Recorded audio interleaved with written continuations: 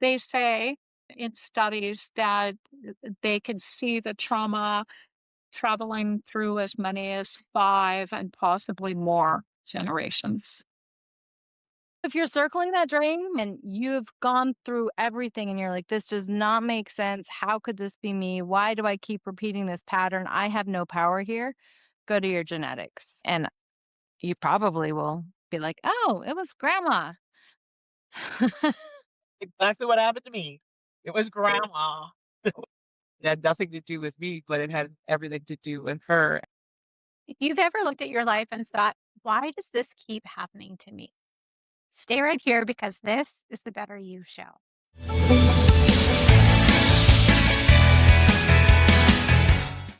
Welcome to the Better You Show. I'm your host, Doris Eppard, and I'm here with the Better You Coach team.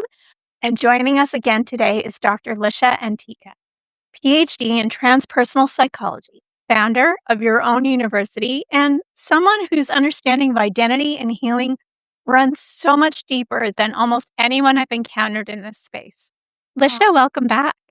Thank you. I'm having such a great time meeting with you guys. You're brilliant.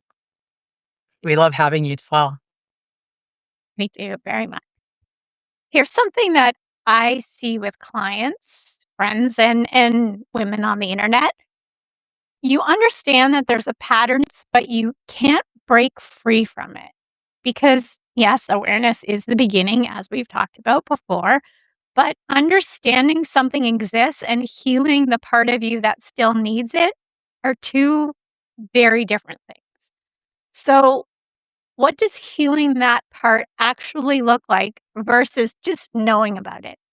Yeah, there's awareness, and we know there's patterns, and we've read all the books, and we've watched all the YouTube videos, and we're thinking, okay, I know what's happening, and I can make this change, but maybe it's not happening, or at least maybe it's not happening at the speed you thought that it would. Now that I know this, I'm going to make this change. I'm starting tomorrow. But I think that healing is very quiet and slow, and it's little bits at a time.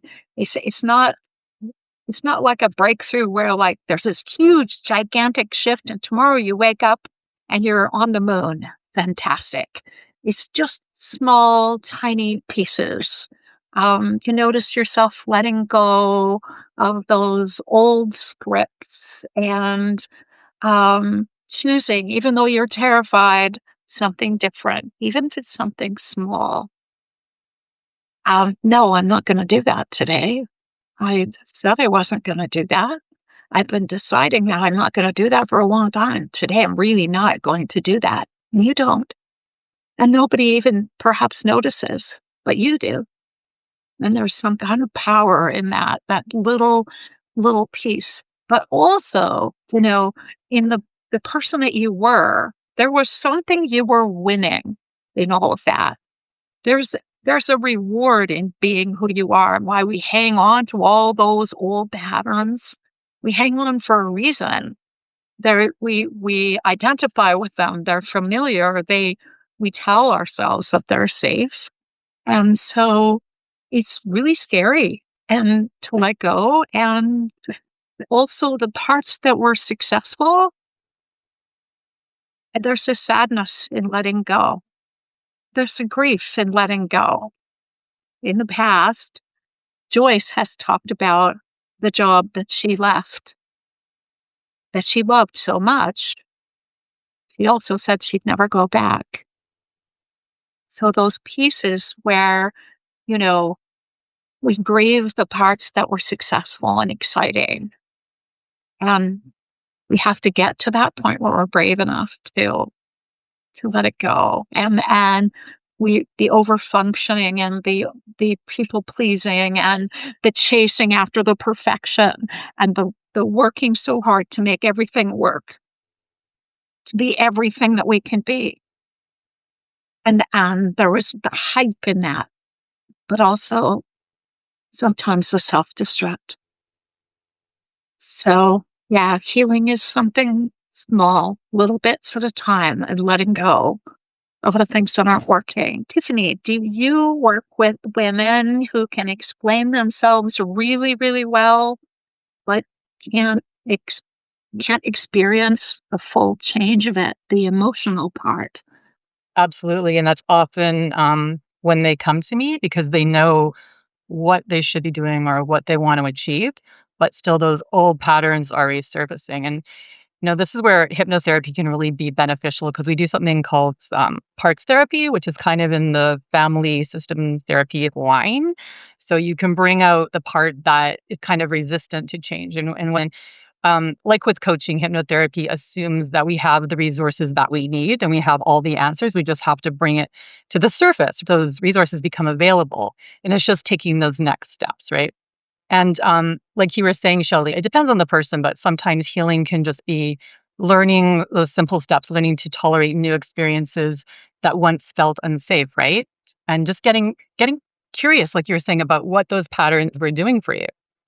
They weren't trying to hurt you, and they're often really trying to be helpful. And they were a coping mechanism. You can question, hey, do I need this now? What is something that's going to serve me better? But just starting with little things like setting a boundary that you wouldn't set before and then starting to feel safe within that. It's like realizing, oh, that was actually okay, or starting to validate yourself more, or letting someone help you, or not being as hyper vigilant. All of these little steps lead towards amazing change down the road. But I think something that draws into all of these different modalities is that safety. A lot of reasons people aren't moving forward is something, there's a payout, there's a secondary gain, or just feeling like, because our brains are wired for the familiar. We know that. So it's getting to that point of starting to really work with your nervous system and taking those little steps and feeling safe. And that leads to a really great change down the road. And hypnotherapy is amazing. Like I've experienced it for myself. And that's what made me want to get trained in it, because when I did the parts therapy and I realized, oh my gosh, this is what's going on. This is the reasons why. And then working with that part and coming to terms with something that it would be satisfied with going forward, right? And then subconsciously, that makes a huge change. It was a wonderful answer. Thank you. And I had another question as well. Do you, Lisha, have a special way to help move people from the intellectual understanding into that next phase of the healing? Because so many of us have that rational understanding, but we don't embody the change. What can you speak to with that? Wow. To embody the change is first to create a safe environment for change. And so the first thing that I walk my clients through is a process called safe, secure, and successful.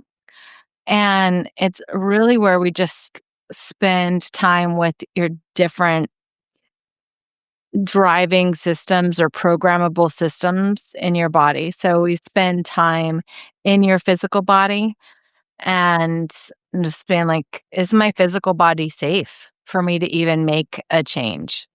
And that is behaviors and actions often. And then we spend time in the mind and just watching the thoughts, not trying to change them or fix them, because usually we try to change and fix them. And just noticing, like, how am I thinking? Am I forward thinking? Am I hung up in the past? Am I spinning someplace without trying to change it and fix it again? Just being present. I think Doris was talking about presence in another episode and how important it is to like just learn how to be present, but creating safety in your brain that you're safe with you. You're not going to badmouth you. You're not going to complain about you. You're going to be on your own team. Same with the emotional body. What am I feeling emotionally? And for many people, just it's more kind of a DBT, but I go even deeper into more of David Hawking's work and kinesiology and how we feel things, where we feel them, what stories we tell about it, really connecting those systems and defining those layers, Maslow's layers and David Hawking's layers of frequency or emotion for ourselves, because everybody defines them differently. Getting that to be safe and then getting the environment to be safe. So often we try to start with our environment, and then we have all of our systems inside of us fighting us. And it doesn't work. It ties into like, what is happiness? right? Am I safe to be happy? A lot of my clients are like, I want to be happy, but when I was happy, I was abused or I was shot down or I was hurt. And so, how do we create that safety within yourself so you can even be nice to yourself so you can feel what you desire to lean into happiness and feel safe? And I think it really starts with a process I call safe, secure, and successful. Safety is such a big thing, but I think something that you really hit on there, Dr. Lisha, is that you need to be safe inside of yourself. And I don't know about you, but I have spent a lot of time, and I know most of my clients have spent a lot of time beating ourselves up for things that are later on realize we're pretty minor in life, but we beat ourselves up as though this was something huge when we judge ourselves so harshly. So if that's how you're talking to yourself, I mean, it doesn't even matter if your environment is safe because you're still making it unsafe within yourself, right? That's a really big hurdle that each of us need to overcome in order to move forward. Or we feel safe inside because we have no reason not to be safe. Like you know, in a lot of cases, not so much where there's trauma, but in a lot of cases for me, I really had no reason for not feeling safe, right? And not feeling happy consistently. And I think that's part of where my breakdown came because I felt guilty for that. So different things when it comes to safety. So you could, you may not have the trauma that some people have had, but you still might not have this to take that step back. And it's like, how do you feel about being happy?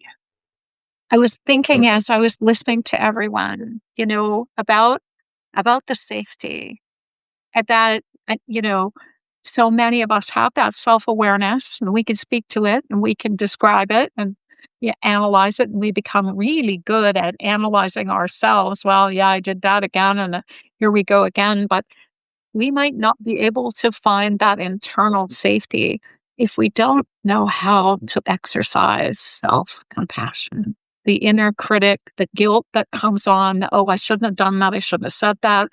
I made that mistake again. I said I wasn't going to do that again. Why did I do that? And to be self-compassionate because we are human beings. And sometimes the strategies or the coping strategies that we lean into, they're not flaws. They're just patterns that we followed for such a long time that they were the safest place we thought we could fall. Even if we know they're not, we do it. And so self-compassion is part of the healing that allows us to recognize that, healing is not a straight line and it's not a slope, it's a wave. And sometimes we just got to surf that a little bit to be who we are. I love that, Another Shelley. thing, as far as relationships are concerned, is often relationships are like a mirror.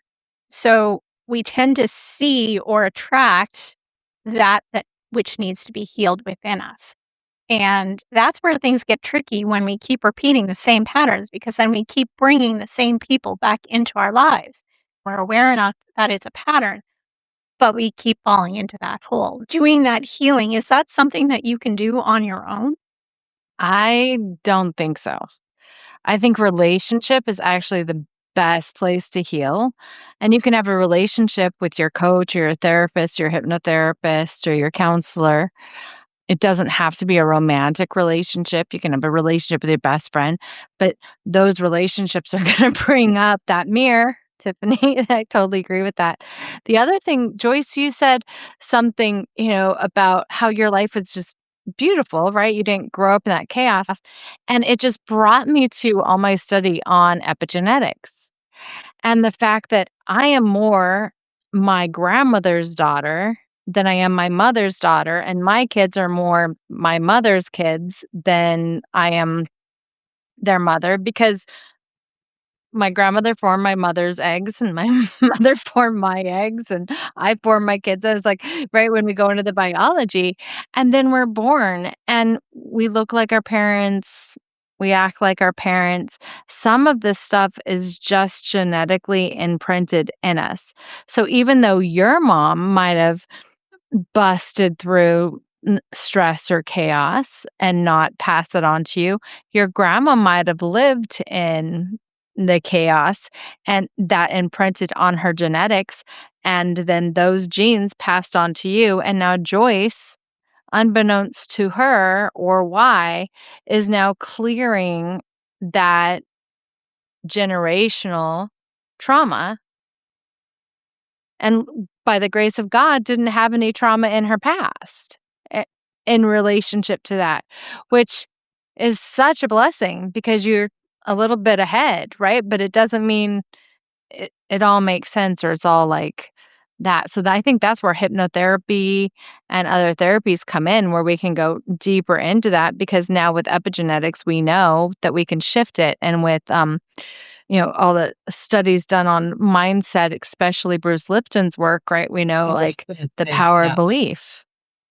yeah, yeah. The biology. Yeah, and that actually has come up in my EMDR sessions uh, with my grandmother and some of the things that she went through for sure, 110%. It is really cool and really neat that uh, I was able to release that part of it. It had nothing to do with me, but it had everything to do with her. And um, we don't realize how much impact we have on our grandchildren. Absolutely. There's one other thing I want to say, like circling that. Why do we repeat patterns? Why do we repeat patterns? Part of it is that it's not us. It's not about us. It's about what happened before and literally the program that is running our psyche and our physical body, our mental, emotional, etheric field, like what runs the system that we as souls were gifted and given upon coming to this planet. And when we look at it that way, we're just circling a drain and looking at our lives going, but how does this have anything to do with me? Why do I keep repeating this? I never went through that. This doesn't make any sense. And we're trying to ask why and make it make sense. You're going to be circling forever. Find somebody that can go deeper and do QHRTT or hypnotherapy or something to clear the unseen. And you probably will be like, oh, it was grandma. Exactly what happened to me. It was grandma. It was Tiffany, how can hypnotherapy help with this? Well, I think this is where you just go in and you get someone really relaxed, and then you just question, right? You just question like, where's the origin of this? Like you try to get to the origin of the problem, and sometimes it can go into past lives if you believe in that kind of stuff. But I've had several occasions where someone's gone into a past life, so this would kind of pertain to what we're talking about, like clearing those epigenetic kind of wounds from the past. So yeah, it's amazing. But you can actually go all the way back to the beginning of the source of the original incidents that's, been causing the trauma. It's absolutely fascinating, really, when you get into it. But like Rupert Sheldrake, and you were saying, Bruce Lipton, biology belief, there's just so much information out there now, right? And the fact that you actually don't have to turn on these genetic markers, like it depends on your environment, your mindset, like all this stuff can shift that, right? So it's an incredible field of study. And I also wanted to say Power versus Force. That's the book by Dawkins, right? Because I was like, what is it? What is it? What is it? Like, yes, that was such a good book. And also the Esther and Jerry Hicks books are great as well for those levels. There's the eye and I mean, there's so many people studying it for the last 100 years. Right? Absolutely. It's just It's a repackaged. really cool science. Yeah, Yeah. it's a really, really cool science. And so if you're circling that dream and you've gone through everything and you're like, this does not make sense. How could this be me? Why do I keep repeating this pattern? I have no power here. Go to your genetics. They say that in studies that they can see the trauma traveling through as many as 5 and possibly more generations. So that's speaks loudly. Well, there it is. If what we talked about today is hitting close to home, maybe there's something to examine here. The easiest place to check is to go to betteryou.coach and book a free connection call. No pressure, no commitment, just an honest conversation about where you are and what might actually help. To the betteryou.coach team, thank you so much for being here. I'm so grateful to you for bringing your best selves. Lisha, you have such a way of taking something a woman has been carrying and turning it into something that she can finally understand without judgment. That is such a gift. So thank you for bringing it back to this table. Where can people find you and go deeper with your work? You're so welcome. And I have a great quiz. You can start understanding where you're at. It is at yourownuniversity.com. And we have a lot of trainings, we have free groups, we have many courses and a lot of studies there for you to be just you. Beautiful. So you can find all of that in the description. And to you, yes, you watching this today, the fact that you're still here asking these questions and still willing to look at this honestly, that's not enough. That's actually everything. So always remember that you matter. Please take care. See you next time. Bye. Oh, hey, thanks for watching. Since you watched this video, we thought you might really like this video. Oh, and don't forget to subscribe right there for more great videos. Plus, tap that notification bell so that you don't miss any videos at all. Comment your thoughts below and see you next time.